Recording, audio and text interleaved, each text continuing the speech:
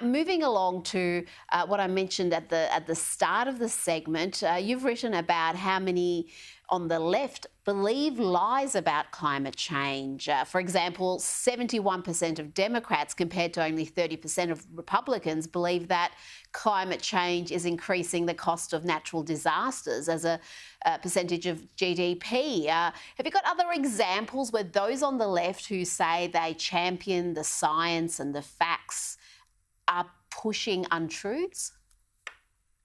Yeah, this is very interesting. So you may know that you can do scientific surveys of public opinion using Google now. It's actually relatively inexpensive. And I wanted to see how people would answer different questions around climate change. The question that usually gets asked is, do you think climate change is happening and that humans are causing it? I asked questions around, do you think natural disasters are getting worse? Are disasters killing more people? Do we think that they will kill more people? Are they costing more, a higher percentage of GDP? And then I also asked, are US carbon emissions going up? And a surprisingly large share of Democrats answered those questions wrong, and a large number of Republicans got it right. And that's just very different. I, by the way, am a lifelong Democrat. I'm now an independent, Mm. but I have no stake in that fight over Republican versus Democrat. But it was interesting to me that Democrats were much more vulnerable to climate misinformation, believing, for example, that deaths from disasters have been going up, they've been going down dramatically, believing that carbon emissions in the United States are going up. In fact, they've been going down quite significantly over the last 10 years. And the cost of disasters as a share of GDP has been going down globally over the last 30 years. So I found that fascinating. I think it really cut against the idea that Democrats are the ones who have a monopoly of the truth on climate change and Republicans are somehow caught up in misinformation. Well, you are from the left, from what we would call the sensible left, the old left that wasn't just pushing the most radical of policies. But you now get attacked because you call out some of the excesses of the left. It's fascinating to see how you are now attacked when previously you were championed as someone who was at the forefront of fighting for the environment.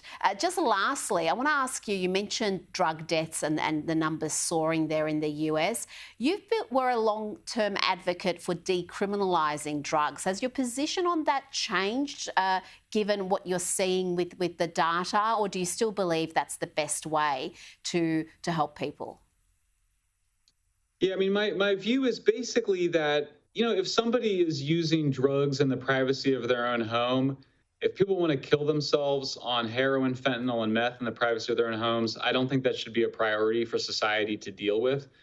But I think it's different if you're living in the park, living near schools, camping on the sidewalk. I think we should enforce the laws against public camping, against public drug use, against public defecation. But I think people that are addicted are suffering from an illness and they need treatment. They often are suffering from an untreated mental illness. They should be given a choice that they can either suffer the consequences according to the normal rules of jail time or whatever the sentence might be, or they have the option to go into rehab.